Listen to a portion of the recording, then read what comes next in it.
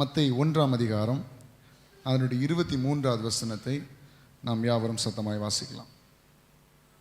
அவன், இதோ ஒரு கன்னிகை கர்ப்பவதியாகி ஒரு குமாரனை பெறுவாள், அவளுக்கு இம்மானுவேல் என்று பெயரிடுவார்கள் என்று சொன்னான். இம்மானுவேல் என்பதற்கு தேவன் நம்மோடு இருக்கிறார் என்று அர்த்தம். அவருக்கு இம்மானுவேல் என்று பெயரிடுவார்கள் என்று சொன்னான். இம்மானுவேல் என்பதற்கு தேவன் நம்மோடு இருக்கிறார் என்ற அர்த்தம். இன்னைக்கு நம்ம தியானிக்க போகிற காரியம், இயேசு நம்மோடு கூட இருக்கிறார். ஆமென். இந்த நாளிலே நாம் விசுவாசிக்கிற காரியம், நாம் நன்கு அறிந்து புரிந்திருக்கிற காரியம், எல்லா சூழ்நிலையிலும் தேவன் நம்மோடு கூட இருக்கிறார். அப்படிதான் ஒரு கிறிஸ்மஸ் நாளை நாம் கொண்டாட வேண்டும். எந்த எண்ணத்தோட? தேவன் நம்மோடு கூட இருக்கிறார் என்ற எண்ணத்தோடு தான் ஒரு கிறிஸ்மஸ் நாளை நம்ம கொண்டாடணும். இன்னைக்கு உலகம் முழுசும் இந்த கிறிஸ்மஸ் பண்டிகையை முன்னிட்டு அநேக விதமான கொண்டாட்டங்கள் நடந்து கொண்டிருக்கிறது. ஆனால் எல்லா கொண்டாட்டங்களும் தேவனை மையப்படுத்தி இருக்கிறதா என்று கேட்டால் கண்டிப்பாக இருக்காது. அவர்களுக்கு ஒரு லீவ் நாள், எல்லாரும் கொண்டாடக்கூடிய ஒரு நாள், அவங்க இஷ்டப்படி நம்ம கொண்டாடலாம். ஆனால் இயேசுவுக்கும் அந்த செலிப்ரேஷனுக்கும் சம்மந்தமே இருக்காது. நீங்கள் எல்லாருமே அதை அறிவீர்கள். நிறைய பேர் சுயநினைவில் கொண்டாடுறதே இல்லை, எப்படி இல்லாமோ கொண்டாடி கொண்டிருக்கிறார்கள். அப்போது நாம் ஆண்டுடைய சமூகத்தில் அவரை அறிந்து அவரை விசுவாசித்து அவரை ஆராதித்து வாழுகிற ஜனங்களாகி நம்ம எப்படி இந்த கிறிஸ்மஸ் நாளை கொண்டாடணும்? முதல் பிளேஸ் நம்ம வாழ்க்கையில் ஆண்டவருக்கு, அதுக்கப்புறம் தான் கொண்டாட்டம் எல்லாம். சரிதானே? நம்ம கொண்டாடுறதில்ல தப்பு இல்லை, என்ன வேணாலும் கொண்டாடலாம், எல்லாருக்கும் நம்ம கிஃப்ட்ஸ் வாங்கி கொடுக்கலாம், நீங்கள் வாங்கிக்கலாம், சந்தோஷமாக நம்ம இந்த நாளை கொண்டாடலாம், ஃபேமிலியோட நேரம் செலவழிக்கலாம், உங்கள் உறவினர்களோட நீங்கள் நேரத்தை செலவழிக்கலாம், எல்லாம் செய்யலாம். ஆனால் அது எல்லாவற்றை விட மேலாக உங்கள் தனிப்பட்ட வாழ்க்கையில் இயேசு இருக்க வேண்டும், உங்கள் குடும்பத்தில் இயேசு இருக்க வேண்டும், உங்களுடைய நண்பர்கள் மத்தியில் இயேசு இருக்க வேண்டும். அவர் கூட இருந்து செலிப்ரேட் பண்ணுகிற ஒரு கிறிஸ்மஸாக இந்த கிறிஸ்மஸ் மாறட்டும். ஆமென். ஒரு வயதான தகப்பனாருக்கு பிறந்த நாள் கொண்டாடினார்களாம். அவருக்கு 90 வயது. தகப்பனாருக்கு 90 வயதானால அவங்க பிள்ளைகள், அவருடைய பேர பிள்ளைகள் எல்லாரும் சேர்ந்து அந்த பிறந்த நாளை ரொம்ப கிராண்டாக செலிப்ரேட் பண்ணணும்னு நினச்சி பெரிய பெரிய அரசியல் தலைவர்கள் எல்லாம் கூப்பிட்டாங்க. அவங்க வீட்டு பக்கத்தில் இருக்கிற பெரிய பெரிய மனிதர்கள் எல்லாம் கூப்பிட்டாங்க. தூர தேசத்தில் வேலை செய்கிற இவங்களுடைய பிள்ளைகள், உறவினர்கள், நண்பர்கள் எல்லாரையும் கூப்பிட்டாங்க. எல்லாரையும் கூப்பிட்டு ஒரு பெரிய ஸ்டேஜ் அவங்க வீட்டுக்கு முன்னாடி போட்டு இந்த தாத்தாவை உட்கார வச்சு நல்லா செலிப்ரேட் பண்ண ஆரம்பிக்க இந்த பிள்ளைகளுக்கும் பேர பிள்ளைகளுக்கும் நண்பர்களை பார்க்கும்போது ஒரு குஷி வந்துட்டு, அவங்க உறவினர்களை பார்க்கும்போது ஒரு குஷி வந்துருச்சு, பெரிய பெரிய அரசியல் தலைவர்களை பார்க்கும்போது ஒரு குஷி வந்துருச்சு, பெரிய பெரிய பணக்காரங்களை பார்க்கும்போது ஒரு வித்தியாசமான சந்தோஷம் வந்துருச்சு. சந்தோஷம் வந்த உடனே கொஞ்சம் கொஞ்சமாக இந்த தாத்தாவை கவனம் செலுத்துவதை விட்டு யாருக்கு மேலே கவனம் செலுத்த ஆரம்பித்தாங்க? இந்த அரசியல் தலைவர்களை எல்லாம் சுற்றி இருக்கிற பெரிய பணக்காரங்க, இவங்க ஃபேமிலி மெம்பர்ஸ், இவங்க நண்பர்கள் எல்லாருக்கும் மேலே கவனம் செலுத்த ஆரம்பித்து கடைசியில் தாத்தா ஸ்டேஜை விட்டு இறங்கி போனது யாருக்கும் தெரியாது. ஆனால் எல்லாரும் ஃபோட்டோ எடுத்துகிட்டு இருக்கிறாங்க. எல்லாம் நிறைய மணிக்கூர் ஆகுது, 2-3 மணிக்கூர் ஆகுது. அவர் எழும்பி அங்கே பின்னாடி போய் உட்காந்துருக்காரு. கடைசியில் திடீர்னு எல்லாரும் குரூப் ஃபோட்டோ எடுக்கலாம் அப்படின்னு சொல்லிட்டு கேமராமேன் வந்து எல்லாரையும் வரிசையை நிறுத்தி விட்டுட்டு எல்லாரும் பாருங்கள், எல்லாரும் வந்துட்டாங்களா ஃபேமிலி மெம்பர்ஸ் எல்லாம் நிற்க விட்டு பார்க்கும்போது எல்லாம் வந்துட்டாங்க. எல்லாம், அவன் அந்த பையன் வந்தானா, அந்த பேர பையன் வந்தானா, உனக்கு குடும்பம் வந்துச்சா, உன் ஒய்ஃப் வந்தாங்களா, எல்லாம் நிறுத்தியாச்சு, எடுங்க அப்படின்னு பார்த்தா கேமராமேன் கேட்குறாரு, தாத்தா எங்க? தாத்தா ஸ்டேஜில் இல்லை. யாருக்கா ஏற்படுத்தப்பட்ட ஃபங்க்ஷன்? தாத்தாவுக்கு. யாருக்கு வேண்டி கேக் வெட்டுறாங்க? தாத்தாவுக்கு. யாருக்கு வேண்டி ஃபோட்டோலாம் எடுக்கிறாங்க? தாத்தாவுக்கு. ஆனால் தாத்தா ஸ்டேஜில் இல்லை. இதே கண்டிஷன் தான் இன்னைக்கு நிறைய கிறிஸ்தவருடைய வாழ்க்கையில் கிறிஸ்மஸ் நாளில் நடந்து கொண்டிருக்கிறார். எதுக்கு துணி எடுக்கிறீங்க? கிறிஸ்மஸ். எதுக்கு கேக் வாங்குறீங்க? கிறிஸ்மஸ். எதுக்கு வெளியே போகிறீங்க? கிறிஸ்மஸ். எதுக்கு சர்ச்சுக்கு போறீங்க? கிறிஸ்மஸ். கிரைஸ்ட் எங்க? அது தெரியாது. ஆனா நம்ம வாழ்க்கை அப்படிப்பட்ட ஒரு வாழ்க்கையா? நம்ம வாழ்க்கை கிறிஸ்துவுக்குள்ளான வாழ்க்கையா இருக்கணும். முதல்ல இயேசு, அதுக்கப்புறம் தான் செலிப்ரேஷன்லாம்.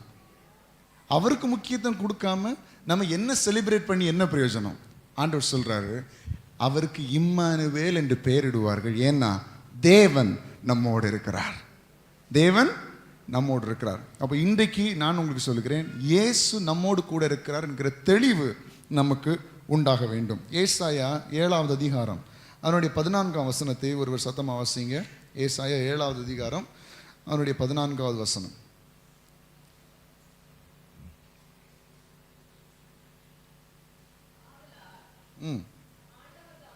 ஆண்டவர் தாமே, இதோ ஒரு கன்னிகை கர்ப்பவதியாகி ஒரு குமாரனை பெறுவாள், அவருக்கு இம்மானுவேல் என்று பெயரிடுவார்கள். இப்போ இது ஏசாயா தீர்க்கதரிசி மூலமாக இயேசு கிறிஸ்து பிறப்பதற்கு எத்தனையோ 100 ஆண்டுகளுக்கு முன்பதாகவே என்ன செய்யப்பட்டிருக்கிறது? எழுதப்பட்டிருக்கிறது. அப்படி என்றால் அவர் வாழ்ந்த காலகட்டத்தில் இயேசுவை போல, இயேசு மனுஷனோடு உலாவினது போல ஒரு அனுபவம் ஏசாயா தீர்க்கதரிசியினுடைய நாட்களில் இல்லை. ஆனாலும் இயேசு வெளிப்படுத்தி இருக்கிறார், தேவன் வெளிப்படுத்தி இருக்கிறார், ஒரு நாள் வரும், தேவனோடு ஜனங்கள் எந்த வித்தியாசம் இல்லாமல் இணைகிற நாட்கள் சீக்கிரத்தில் வரும் என்பதை சொல்லியிருக்கிறார். அது 2000 வருடங்களுக்கு முன்பதாக இந்த பூமியில் என்ன செய்தது? நிறைவேறினது. இப்போ இயேசு எப்படி இருக்கிறார்? பரிசுத்த ஆவியானவராக நம்மோடு கூட அவர் இருக்கிறார். நம்மோடு கூட அவர் அசைவாடி கொண்டிருக்கிறார். நம்முடைய ஆராதனையில் அவர் பிரியப்பட்டு கொண்டிருக்கிறார். நாம் செய்கிற எல்லாவற்றையும் அவர் உற்று கவனித்து கொண்டிருக்கிறார். அப்போ இயேசு நம்மோடு கூட இருக்க வேண்டும், தேவன் நம்மோடு கூட உலாவ வேண்டும் என்பதுதான் ஆதியிலே வந்த தீர்மானம். அதுக்காக தான் ஆதாமையும் ஏவாளையும் கர்த்தர் என்ன செய்தார்? ஏற்படுத்தினார். ஒவ்வொரு நாளும் அவர்களோடு தேவன் வந்து பேசினார், தேவன் அவர்களோடு கூட நேரம் செலவழித்தார், அதை விரும்பினார். ஆனால் மனுஷன் பாவத்தினால தேவனை விட்டு தூரமாக போய்விட்டான்.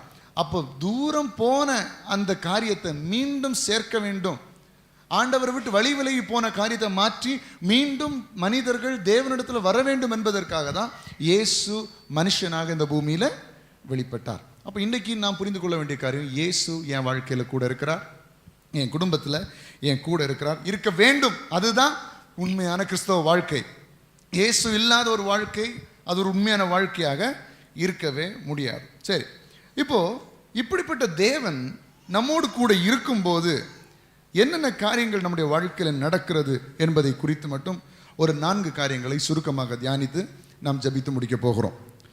இயேசு நம்மோடு கூட இருக்கும்போது முதல் பயங்கரமான காரியம் என்னவென்றால், நமக்கு ஒரு பெரிய பாதுகாப்பு உண்டாகிறது. எல்லாம் சொல்லுங்க, நமக்கு ஒரு பெரிய பாதுகாப்பு உண்டாகும். வாசிக்கலாம், சங்கீதம் 46ஆம் சங்கீதம் அதனுடைய 11ஆம் வசனம்.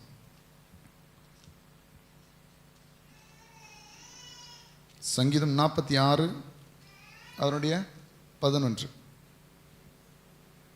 சேனைகளின் கர்த்தர் நம்மோடு இருக்கிறார், யாக்கோபின் தேவன் நமக்கு உயர்ந்த அடைக்கலமானவர். கர்த்தருடைய பிள்ளைகளே, முதலில் நாம் புரிந்து கொள்ள வேண்டிய காரியம், தேவன் நம்மோடு கூட இருக்கும்போது நமக்கு ஒரு பெரிய பாதுகாப்பு. இந்த உலகத்தில் நம்ம வாழ்ந்து கொண்டிருக்கிற இந்த காலத்தில் எப்போவா இருந்தாலும் சரி, இப்போவா இருந்தாலும் சரி, எப்போவா இருந்தாலும் சரி, ஆண்டுடைய பாதுகாப்பு இல்லாமல் நம்மளால் இந்த உலகத்தில் சரியாக வாழ முடியாது. ஏனென்றால் நம்முடைய கரத்தில், நம்முடைய கட்டுப்பாட்டுக்குள்ளாக என்ன இருக்கிறது என்று நீங்கள் கொஞ்சம் சிந்தித்து பார்த்தா ஒன்றுமே நம்ம கட்டுப்பாட்டுக்குள்ளே இல்லை. நம்ம குடும்பம் நம்ம கட்டுப்பாட்டுக்குள்ளே இருக்கிறதா? இல்லை. நம்முடைய வீடு நம்முடைய கட்டுப்பாட்டுக்குள்ளாக இருக்கிறதா? இல்லை. நம்ம இந்த உலகத்தில் ஆணுடைய கிருபையினாலே நீங்கள் நிலங்களை வாங்கியிருப்பீர்கள், வீடுகளை கட்டியிருப்பீர்கள், உங்களுக்கு சொந்தமான நிலங்களை நீங்கள் வைத்திருப்பீர்கள். சரிதானே? வச்சிருக்கிறீங்களா இல்லையா?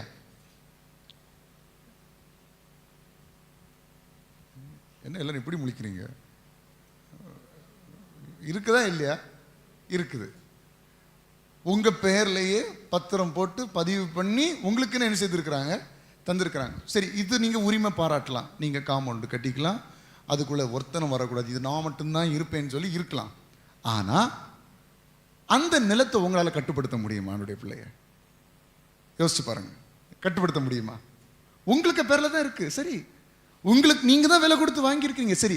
ஆனா அதுக்கு மேல உங்களால கட்டுப்பாடு வைக்க முடியுமா? உங்களால கண்ட்ரோல் பண்ண முடியுமா? முடியாது. அதை கட்டுப்படுத்துகிறவர் ஆண்டவர். ஹல்லேலூயா. உங்களுடைய குடும்பம் இருக்கிறது, உங்களுடைய பெற்றோர் இருக்கிறார், உங்க பிள்ளைகள் இருக்கிறார்கள். எவ்வளவு தூரம் தான் உங்களால் கட்டுப்படுத்த முடியும்? கட்டுப்படுத்த முடியுமா? முடியாது. அது எல்லாத்தையும் விடுங்க. உங்க சொந்த சரீரம், நீங்கள் வாழுகின்ற இந்த சரீரம், இது நம்ம கண்ட்ரோல்ல இருக்கா? யோசிச்சு பார்த்தீங்க, நம்ம கண்ட்ரோல்லே கிடையாது. ஏதோ நம்ம பிராக்டிஸ் பண்ணி எல்லாம் செய்யறோமே தவிர, நாம் வாழ்ந்து கொண்டிருக்கிற இந்த சரீரம் கூட நம்முடைய கட்டுப்பாட்டுக்குள்ளாக இல்லை. இதையும் கட்டுப்படுத்துகிறவர் இயேசு ஒருவரே. அப்போ நம்முடைய கட்டுப்பாட்டுக்குள்ளாக இல்லாத எந்த காரியத்திலும் நமக்கு பாதுகாப்பு இல்லை. ஏன்னா எந்த காரியத்திலும் நம்மளால இன்ஃப்ளூயன்ஸ் பண்ணவே முடியாது. நம்ம சொந்தமாக வாங்கியிருக்கிற நிலத்திலேயே நம்மளால ஒரு கட்டுப்பாடு வைக்க முடியாது. ஒரு நிலநடுக்கம் வந்தா எவன் மேல எந்த பத்திரம் வச்சிருக்கான்னா நிலநடுக்கம் வரும். எல்லா பத்திரத்துக்கும் நிலநடுக்கம் தான். அப்போ இந்த உலகத்தில் இருக்கிற இந்த மாதிரி பொருட்கள், காரியங்கள், இன்னும் சொல்ல நம்ம சொந்த சரீரத்திலே நமக்கு ஒரு உரிமை இல்லைன்னா, ஒரு கட்டுப்பாடு இல்லைன்னா, நமக்கு பாதுகாப்பு என்பது நம்மால் உண்டு பண்ண முடியாது. கொஞ்சமாவது முடியும்னா கொஞ்சம் விட முடியாது. நம்மை பாதுகாக்கிறவர் கர்த்தர் ஒருவரே. அதனால தான் தேவன் நம்மோடு கூட இருக்க வேண்டும். அதனால தான் ஆண்டவர் சொல்றாரு, ஒருத்தனும் தன்னுடைய பலத்தை குறித்து மேன்மை பாராட்டக்கூடாது, பெருமை பாராட்டக்கூடாது. நான் செய்தது, நான் கட்டினது என்னுடையது என்று மேன்மை பாராட்டக்கூடாதுன்னு தேவன் சொல்லுகிற காரணம் என்ன? எதுக்கு மேலே நமக்கு கண்ட்ரோல் இல்லை, எல்லாவற்றையும் தேவன் கட்டுப்படுத்தி கொண்டிருக்கிறார். நாம் தேவனை குறித்து மேன்மை பாராட்டுகிறோம், நம்முடைய சரீரத்தை குறித்து நம்ம மேன்மை பாராட்டுகிறது இல்லை. ஏன்னா எல்லாம் தேவன் நமக்கு கொடுத்தது. அப்போ அதனால நம்ம புரிந்து கொள்ள வேண்டும், நான் என்னை பாதுகாக்க முடியாது, என் வீட்டில் உள்ளவர்கள் எங்களை பாதுகாக்க முடியாது, எங்கள் அத்தனை பேரையும் பாதுகாப்பவர் இயேசு ஒருவரே. அதுதான் வசனம் சொல்லுகிறது, சேனைகளின் கர்த்தர் நம்மோடு இருக்கிறார், யாக்கோபின் தேவன் நமக்கு உயர்ந்த அடைக்கலம். அப்போ இம்மானுவேல், தேவன் நம்மோடு கூட இருக்கிறார். அப்படி என்றால் நமக்கு பாதுகாப்பு நிச்சயம். ஒன்று, சரியா? ரெண்டாவது, தேவன் நம்மோடு கூட இருக்கும்போது எதிரிகளுடைய கைக்கு நம்மை தப்புவிக்கிறார். எல்லாம் சொல்லுங்க, தேவன் நம்மோடு கூட இருக்கும்போது எதிரிகளின் கைக்கு நம்மை தப்புவிக்கிறார். 1 சாமுவேல் 17ஆம் அதிகாரம் அது 33ஆம் வசனத்திலிருந்து 51ஆம் வசனம் வரைக்கும் பார்க்கும் பொழுது தாவீது கோலியாத்துக்கு எதிராக செய்கிற யுத்தத்தை நம்ம பார்க்கிறோம். இப்போ தாவீது சொல்லுகிறார், நீ உன்னுடைய ஈட்டியை நம்பி, உன் பட்டயத்தை நம்பி, இப்போ நம்ம அதை வாசிக்கிறதுக்கு நேரம் இல்லை, உங்களுக்கு எல்லாருக்கும் தெரிந்த சம்பவம் ஆகுறதுனால நான் அதை சுலபமாக உங்களுக்கு சொல்லி விடுகிறேன். நீ ஈட்டியை நம்பி, பட்டயத்தை நம்பி, கேடகத்தை நம்பி என்னிடத்துல வருகிற, ஆனால் நான் நீ நிந்திக்கிற சேனைகளின் கர்த்தருடைய நாமத்தினால் நான் என்ன செய்கிறேன்? வருகிறேன். அப்போ தாவீதோடு கூட இருக்கிறது யாரு?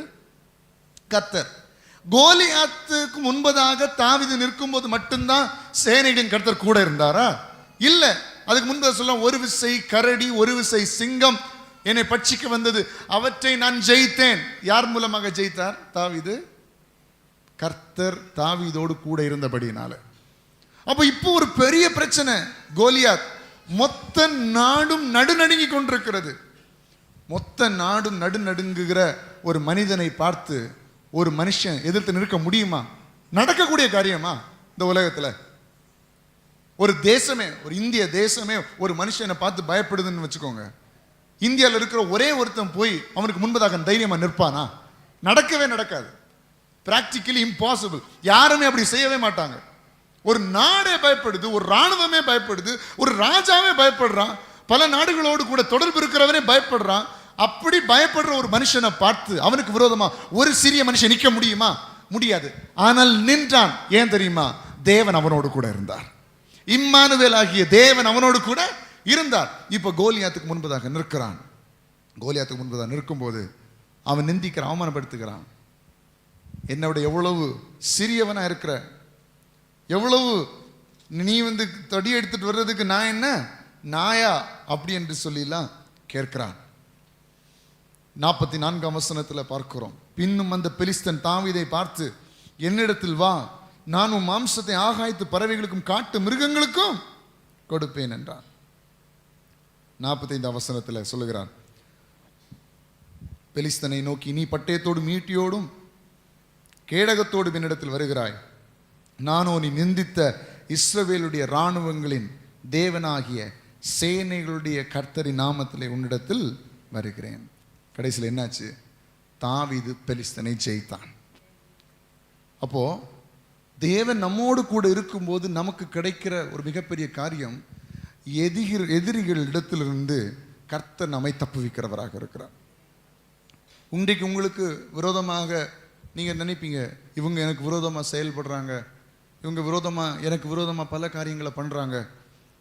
இப்போ உள்ள காலங்களில் எல்லாம் தாண்டி ஆவிக்குரிய விதத்தில் எனக்கு விரோதமாக மந்திரம் பண்ணுறாங்க, எனக்கு விரோதமாக பிலிசீனம் பண்ணுறாங்க, எனக்கு விரோதமாக பிசாசு ஏவி விடுறாங்க, இப்படிலாம் நிறைய பேர் சொல்லுகிறதை நம்ம கேள்விப்படுகிறோம். நான் சொல்லுகிறேன், தேவன் உங்கள் கூட இருந்தால் எல்லாவற்றிலும் ஒரு பெரிய பாதுகாப்பை கர்த்தர் கட்டளையிடுவார். எதுவுமே உங்களை மேற்கொள்ள முடியாது. யார் பிசாசை ஏவி விட்டாலும் சரி, யார் என்ன மந்திரம் பண்ணாலும் சரி, நீங்கள் ஆண்டவர் கூட ஐக்கியம் கொள்ளும்போது, தாவீது எப்படி கர்த்தருடைய இருதயத்துக்கு ஏற்றவனாக இருந்தாரோ அதே போல் நாமும் கர்த்தருடைய இருதயத்துக்கு ஏற்றவர்களாக இருக்கும்போது எந்த பிசாசும் நம்மளை தொட முடியாது. ஹல்லேலூயா. அது மாத்திரமல்ல, உலக பிரகாரமான எதிர்ப்புகள், மனுஷனுடைய எதிர்ப்புகள், மனுஷன் நமக்கு விரோதமாக எழும்புகிற காரியங்கள், இதில் எல்லாவற்றிலும் நீங்கள் நம்பிக்கை கொள்ளணும். ஏசப்பா ஏன் கூட இருக்கிறார், இந்த மனுஷன் எனக்கு விரோதமாக எதுவும் செய்ய முடியாது. அப்படி நீங்கள் விசுவாசிக்கும் பொழுது கர்த்தர் நிச்சயமாக அந்த எதிரிகளுடைய கைகளுக்கு உங்களை தப்புவிப்பதை நீங்கள் நேரடியாகவே பார்ப்பீர்கள். எதிராய் பேசுகிற மனிதர்கள், எதிராய் எழும்புகிற மனிதர்கள், சில பிள்ளைகளுக்கு எதிர்ப்புகள் இருக்கும் பாருங்கள். தாங்க ஸ்கூலில் படிக்கிற இடங்களில், பெரியவங்களுக்கு வேலை பார்க்குற இடங்களில், ஆஃபீஸில் மனுஷனுடைய எதிர்ப்புகள் பல விதங்களில் வரும். ஆனால் அப்படிப்பட்ட எதிர்ப்புகள் வரும்போது நீங்கள் பயப்படக்கூடாது. உங்கள் கூட இயேசு இருக்கிறார். தாவீதுக்கு ஜெயத்தை கட்டளையிட்ட இயேசு உங்களுக்கும் ஜெயத்தை கட்டளையிடுவார். அப்போ தேவன் நம்மோடு கூட இருந்தால். ரெண்டாவது என்ன பார்த்தோம்? எதிரிகளுடைய கைகளுக்கு நம்மை தப்புவிப்பார். மூன்றாவது, தேவன் நம்மோடு இருந்தால் நம்மை கனப்படுத்துவார். எல்லாரும் சொல்லுங்க, தேவன் நம்மோடு இருந்தால் நம்மை கனப்படுத்துவார். அதற்கு ஒரு பெரிய எடுத்துக்காட்டு யோசேப்பு. யோசேப்பு அவனுடைய வாழ்க்கையின் எல்லா பகுதிகளிலும் வேதவசனம் சொல்லுகிறது, தேவன் யோசேப்போடு கூட. எல்லாரும் சொல்லுங்க, தேவன் யோசேப்போடு கூட இருந்தார். அப்படின்னா சகோதரர்கள் அவனை குழியில் தள்ளும் போதும் சொல்லுங்க, தேவன் யோசேப்போடு கூட இருந்தார். அவனை விற்று போடும் போதும் தேவன் யோசேப்போடு கூட இருந்தார். அவன் சிறைச்சாலையில் தள்ளப்படும் போதும், தேவையில்லாத ஒரு கெட்ட பேர் வாங்கி அவன் செய்யாத தப்புக்கு எங்கே போகிறான், ஜெயிலுக்கு போகிறான், அப்பவும் தேவன் யோசேப்போடு கூட இருந்தார். அதுக்கு பிறகு தேவன் அங்கிருந்து நேரடியாக உயர்த்துகிறார். எப்படின்னா, பார்வோனுக்கு அடுத்த ஸ்தானத்தில் கர்த்தர் உயர்த்துகிறார். அப்பொழுதும் தேவன் யோசேப்போடு கூட இருந்தார். அப்போ நல்லா கவனிங்க, யோசேப்போடு தேவன் இருந்ததுனால அவனை எவ்வளோ பெரிய உயரத்துக்கு தேவன் கொண்டு போனார் என்று சொல்லி நீங்கள் பார்க்க வேண்டும். அற்பமாக ஒரு 5 பேர் சேர்ந்து குழியில் தள்ளி போட்ட ஒரு மனுஷன் இப்போ ஒரு நாட்டுக்கே அதிகாரியாக இருக்கிறான். ஹல்லேலூயா. எகிப்து தேசம் என்பது ஒரு பெரிய தேசம், ஒரு சிட்டி போல ஒரு ஏரியா, அவ்வளோ நாகரிகம் நிறைந்த, அவ்வளோ நவீன திட்டங்கள் நிறைந்த ஒரு நகரம்.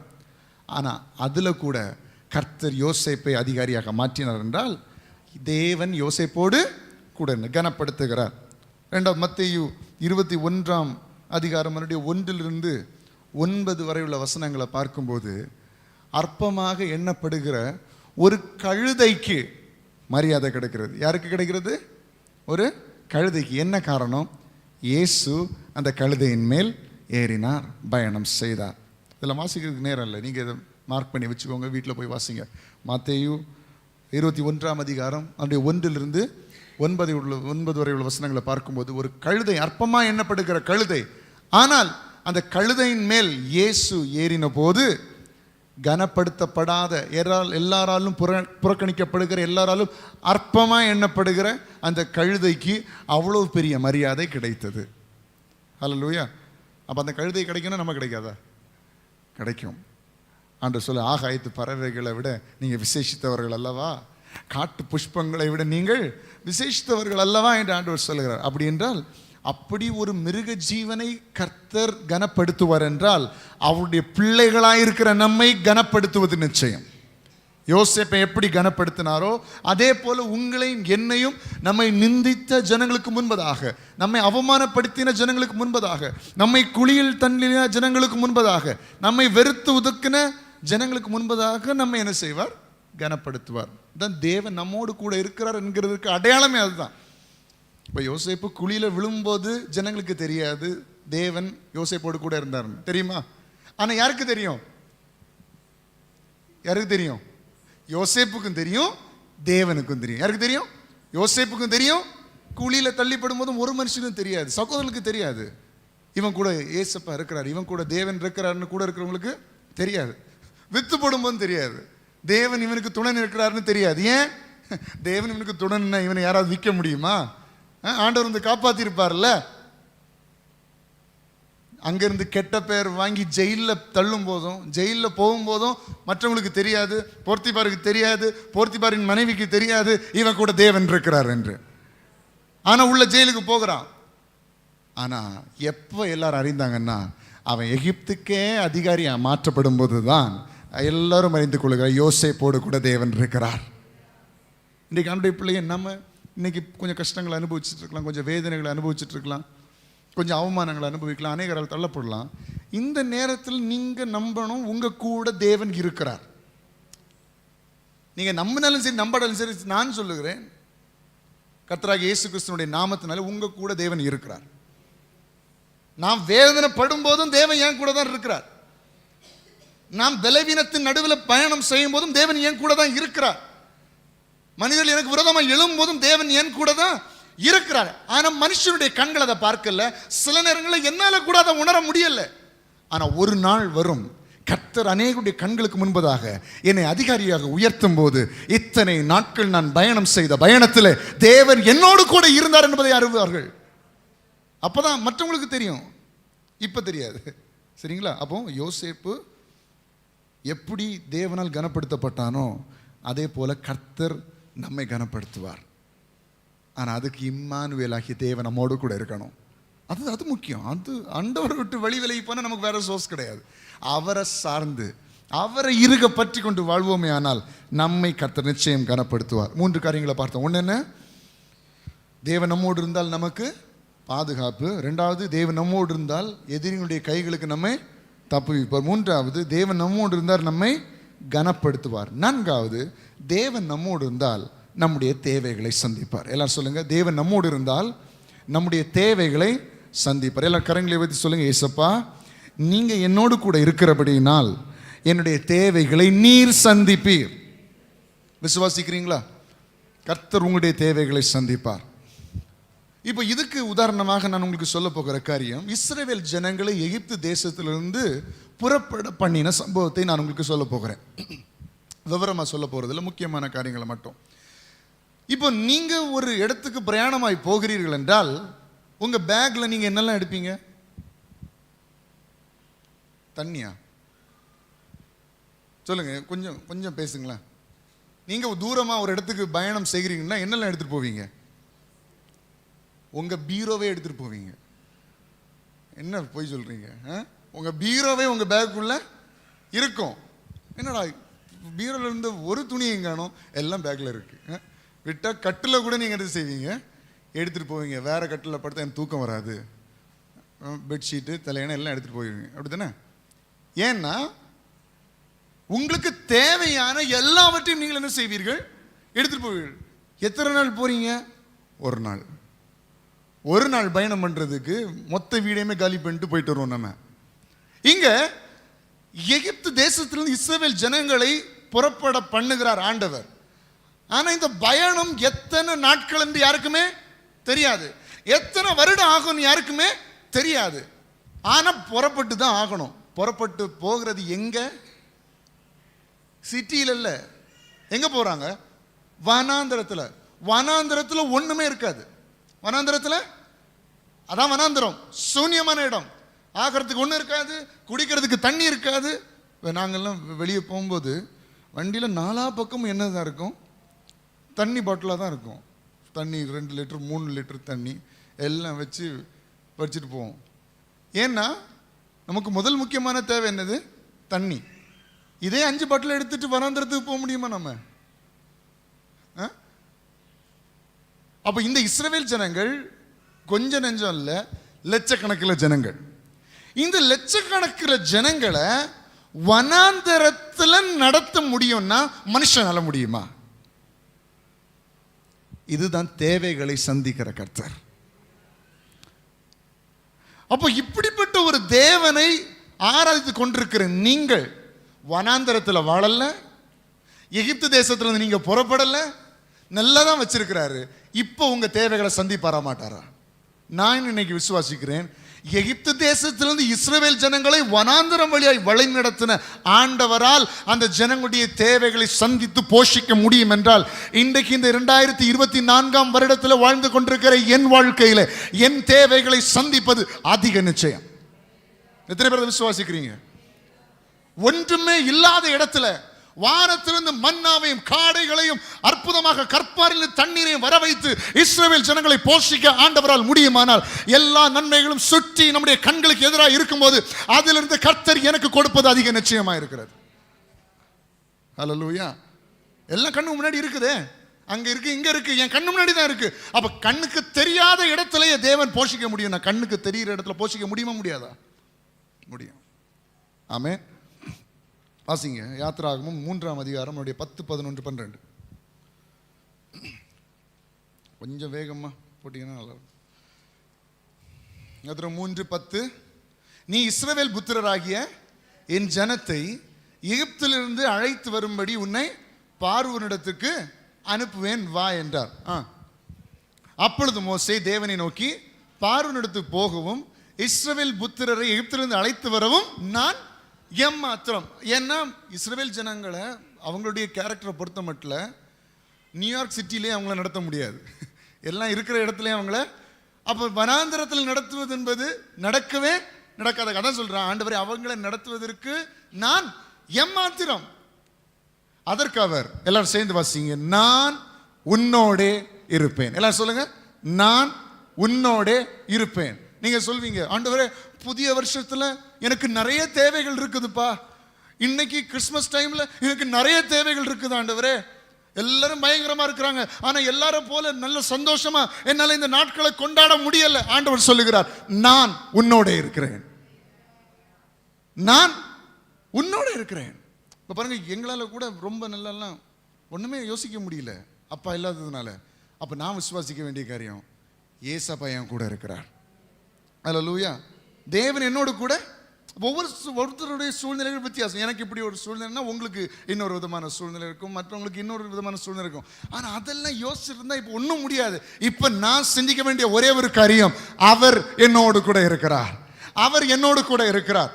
மோசே சொல்லுகிறான், இந்த எகிப்து ஜனங்கள், இது எகிப்திலிருந்து இஸ்ரவேல் ஜனங்களை நடத்துவதற்கு நான் ஏமாத்திரம் ஆண்டவரே.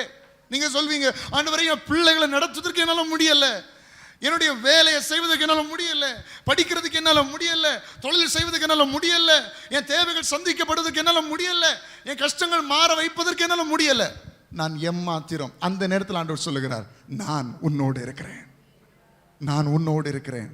இதை கர்த்தர் உங்களை பார்த்து தான் சொல்றார், கர்த்தர் உங்களோடு கூட இருக்கிறார். கர்த்தர் நீங்க அனுபவிக்கிற வேதனைகள்ல கூட இருக்கிறார்.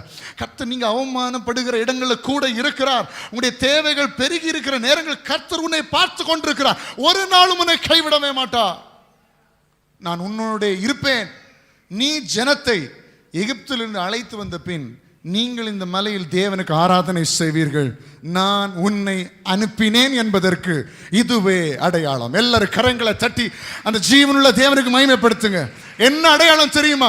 சீக்கிரத்தில் கர்த்தர் உங்களோடு கூட இருந்தார் என்பதை நினைத்து ஆராதிக்கக்கூடிய அளவில், அவரை பாடி துதிக்கக்கூடிய அளவில் கர்த்தர் உன்னையும் உன் குடும்பத்தையும் மாற்றுவார். விசுவாசிக்கிறீங்களா? என்ன அடையாளம்? நான் கொஞ்ச நாளில் துதிக்க போகிறேன். ஏசப்பா என்னை இப்படி உயர்த்தினார், என் சத்துருக்களின் கைகளுக்கு என்னை நீங்களாக்கி விடுவித்தார், நான் ஒரு நாள் துதிக்க போகிறேன். அதுதான் அடையாளம் கர்த்தர் என்னோடு கூட இருக்கிறார் என்பதற்கு.